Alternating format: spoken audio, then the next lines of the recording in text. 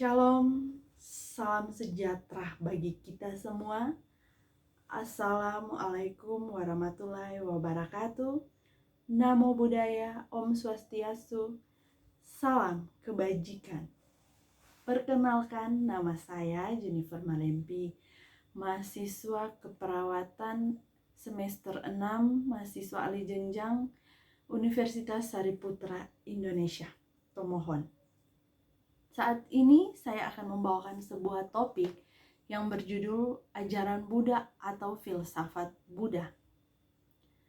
Filsafat Buddha mengacu pada pandangan atau penerapan ajaran Buddha terhadap nilai-nilai kehidupan, eksistensi, pengetahuan, akal, budi, materi, serta moralitas manusia. Semasa hidupnya, Buddha Gautama secara personal tidak pernah mendokumentasikan apa yang ia ajarkan dalam bentuk tulisan, sehingga filsafat Buddha dibangun berdasarkan rekonstruksi yang dilakukan terhadap ajaran-ajaran Buddha yang berkembang dalam aliran-aliran Buddha pasca wafatnya beliau. Pokok kajian filsafat Buddha pada awalnya ditekankan pada dukkha, yang menjadi awal permasalahan dan eksistensi kehidupan di dunia ini. Pokok kajian tersebut dirangkum dalam 4 kebenaran mulia, termasuk di dalamnya jalan pembebasan dari dukkha tersebut untuk mencapai nibbana.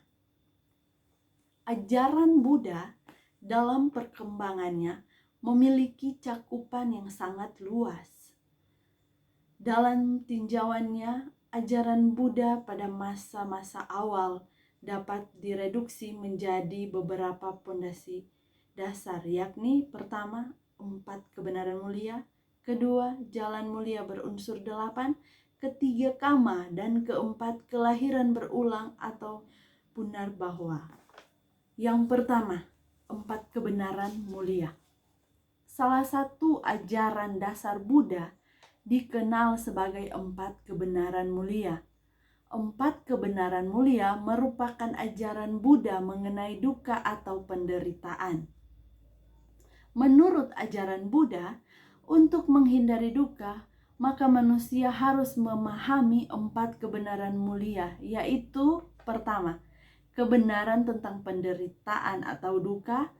Dukkha meliputi 5 proses atau aspek yang dialami manusia di dunia, yaitu kelahiran, proses penuaan, hingga kematian, kesedihan, serta keputusasaan disatukan dengan yang tidak dicintai, perpisahan dengan yang dicintai, dan tidak memperoleh yang diinginkan. Kelima hal yang melekat pada diri manusia tersebut adalah dukkha. Dan yang kedua, kebenaran tentang asal mula penderitaan atau samudaya. Setiap penderitaan di dunia ini menurut ajaran Buddha memiliki sebab. Contohnya, penyebab seorang manusia dilahirkan kembali adalah adanya keinginan untuk hidup. Sumber dari dukkha atau penderitaan menurut ajaran Buddha adalah tanha, yaitu nafsu keinginan yang tidak ada habis-habisnya. Nafsu ini dibagi terwujud dalam 3 bentuk yang disebut sebagai 3 akar kejahatan, yang di dalamnya terdapat keserakahan, kebodohan, dan kebencian. Dan yang ketiga, kebenaran tentang terhentinya penderitaan atau nirodha. Menurut ajaran Buddha, cara menghentikan penderitaan atau dukkha ialah dengan menghentikan sumber dari penderitaan tersebut, yaitu tanha atau nafsu keinginan. Secara singkat, jika kita menghentikan sebab maka tidak akan ada akibat yang kita peroleh dari duka itu sendiri. Setelah terbebas dari duka, maka kita akan menuju nirvana, ketiadaan yang abadi. Keempat, kebenaran tentang jalan menuju terhentinya penderitaan atau magga. Jalan ini dinamakan jalan tengah atau jalan mulia berunsur 8. Kedua, jalan mulia berunsur 8. Jalan mulia berunsur 8 merupakan jalan penghentian duka yang juga termasuk dalam kebenaran keempat dari keempat kebenaran mulia. 8 jalan ini dapat dikelompokkan dalam 3 aspek, yaitu pertama, kebijaksanaan, terdiri dari pengertian benar dan pikiran benar. Yang kedua, kemoralan, terdiri dari ucapan benar, perbuatan benar, dan pencaharian benar.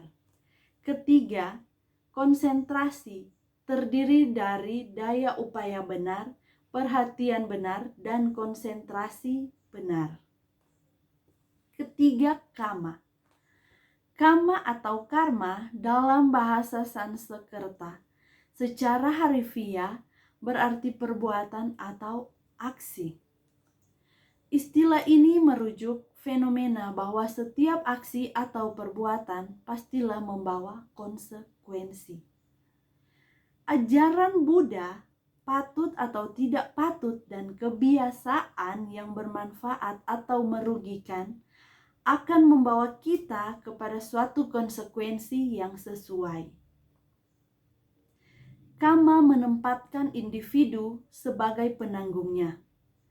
Suatu individu akan menerima baik buruknya konsekuensi dari perbuatannya, entah saat ini, di masa depan, atau di kehidupan berikutnya.